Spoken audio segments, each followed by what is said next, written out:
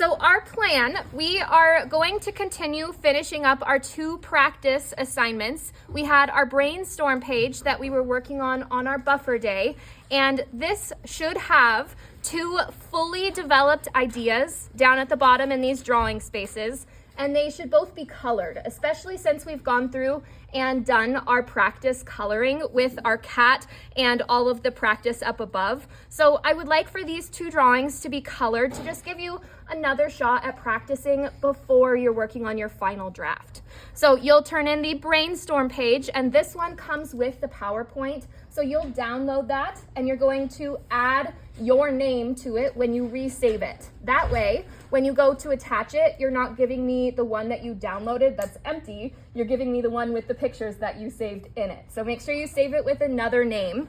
And this one is the only one that comes with the PowerPoint, because our next assignment, you don't get a new one, you're just adding to that same PowerPoint that you saved on your computer. So you'll go in, and once you're finished with the Hipster practice page, the one with the cat, I would like to check it before you continue on. And once I give you approval on this, then you are good to take your photo and post it onto Teams. So this is the second assignment. So you are going to finish both of these things and turn them in on Teams. That's your first task. Then you are going to select your final animal. And I, in the brainstorm packet, provided you all of the images so you can take a look at them before you come up to the binder. I've got 50 options that you could choose from.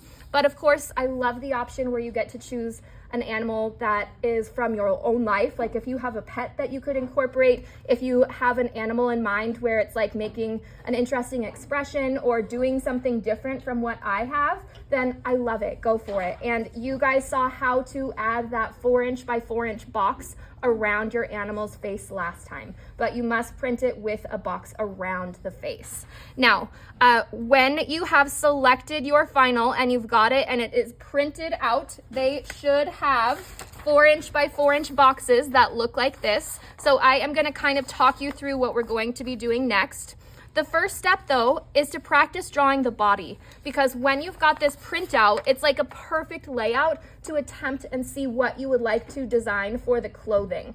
Now, when you do that step, I want you to have researched clothing that are similar in some type of way to what you're drawing on your animal, all right? So I want you to have your laptops out and to look up a reference photo of a person sitting or doing whatever you're trying to have your animal do. You should have a reference photo of that to look at, all right? So once you've found your reference photo and you've practiced drawing the body, then you're ready to get started on our final draft. So we are going to make sure that, green table, please.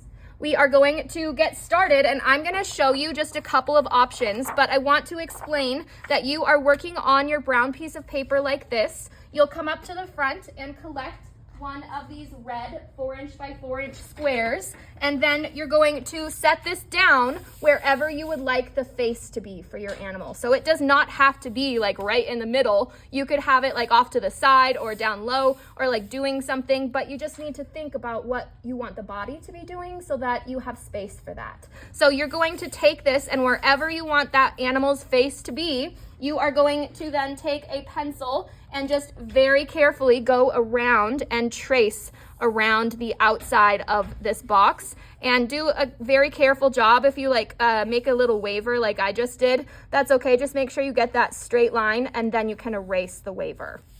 So now we've got our 4" by 4" box traced onto our final. So we need to begin with our bark plate lines. Now I am just going to do 2 reminders of how to complete our bark plate lines. And remember that our first step is just giving ourselves the outside shape. Now I am going to do this animal, the dog's face, just separately. So I am going to start by just drawing a line here, and that is showing me the edge of the jaw. Now I need the other side of the jaw, I know that, so I'm probably just gonna come in and show myself that this is the other side of the face, right? And then here is the top of the forehead, and now I've got like the actual head with the envelope, but I could also come in and maybe I would, from this line, like add a line coming out this way, and then maybe I would show my outside of my ear by coming in with a line that's I don't know, maybe connecting this corner to this corner. So you're gonna experience sometimes having like a line that's not easy to line up. Like that one had a big waver, so I just kind of have this one sticking out kind of far here. But when I would go in to put this on my final draft, I would just measure how far out it is from the bottom and how far out it is from the top, and then I could just connect those lines and show myself the edge of the ear that way. Now, continuing on our envelope, and I might just like add another line here to show myself the edge of the ear. So I'd show myself the edge of the ear here, and then maybe I would add in this line right here, and maybe one more like kind of connecting that curve. So I would just add in this line here. Oh, geez, there we go. And that is pretty much my envelope. Maybe one last line of like showing myself the corner of the ear touching on the side here. So there is my envelope. Who remembers what the next step is? What do we do after the envelope? Avi?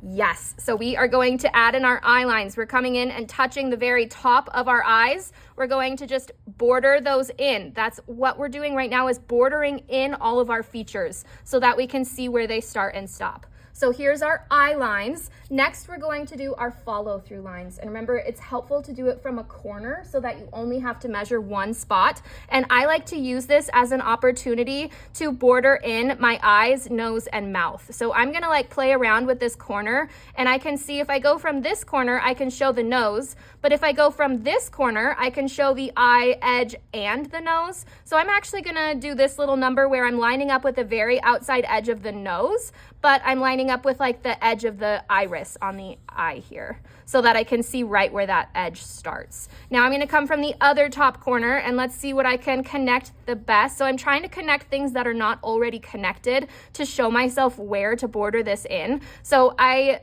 can see from this side, I would be able to get the nose and almost the eye, whereas like if I lift it, I don't really get much more than the eye. So I am gonna come in underneath the eye because it shows me both the eye and the nose. So those are my top follow through lines. Let's do the bottom follow through lines. And this typically is another chance for you to show the outside edge of the nose and eyes. So that's what we're doing right now, is really trying to box those shapes in. So I'm gonna come from this bottom corner and go up because it shows me almost where the nose is touching and right where the eye begins. Now I'm going to come in from this bottom corner, and I don't really have a great way to border that one in. I suppose I'll just do it this way. So I'm going to border in from that corner so that I don't have to use as many measurements. Now from here, I still have a couple of things that are not bordered in. So these are my remaining follow through lines for my details. So I could come in and border like the bottom of my nose, so I have that exact angle.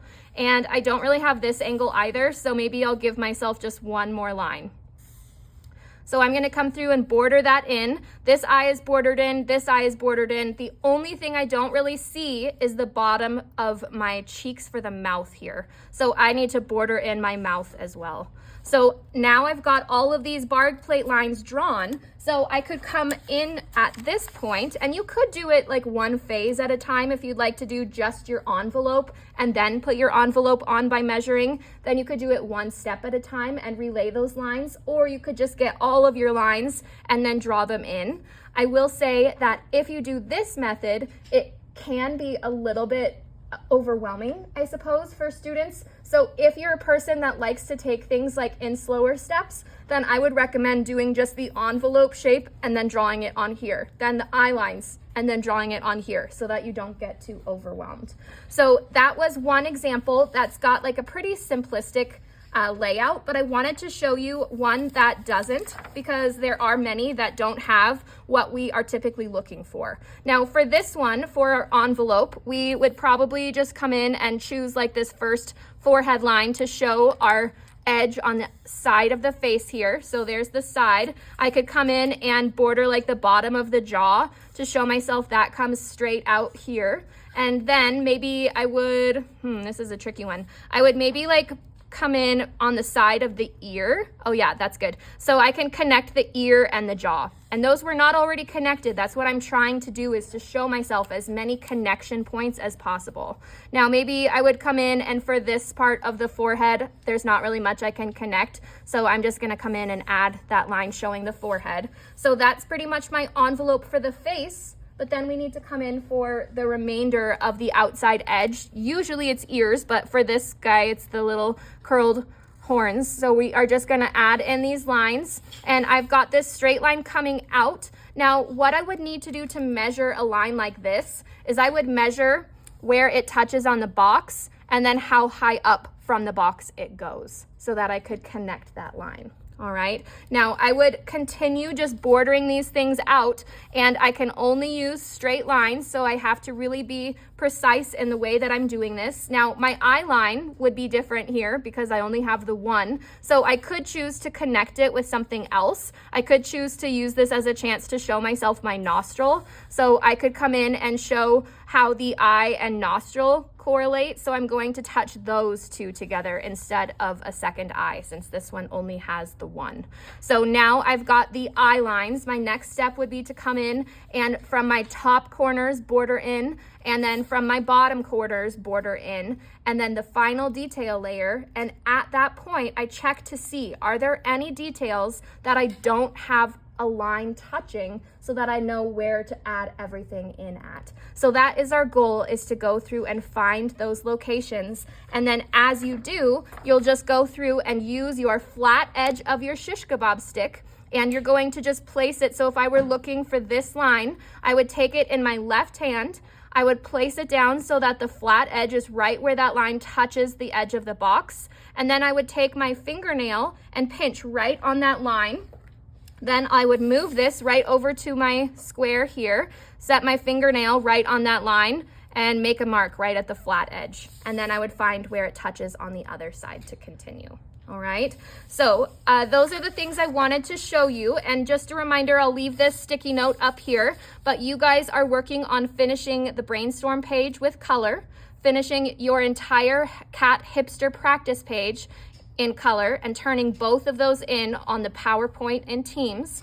And then you'll start on this section of the list, finding your animal, drawing the body, and it doesn't have to be colored for this. You could just draw in pencil to just have an idea of what you'll do. It doesn't have to be like a full drawn project on your practice page here, just an outline in pencil. So once you've drawn the body, you're tracing the box, the red square, onto your final draft paper, which can be found in the paper trays. In the second tray down on the left is where you'll find the brown paper.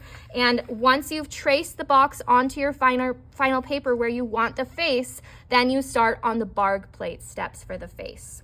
My hope for you by the end of class is that you will at least have your barg plate lines drawn on your final animal, if not already translated onto your final draft paper. Okay, so your hope is to get both of these assignments in, to choose your final animal, to have drawn the body, and to have your barg plate lines on your animal already by the end of class is your goal. And perhaps even working on the barg plate lines and all filled in on your final. Okay, now, do you guys have any questions? Feeling good? All right.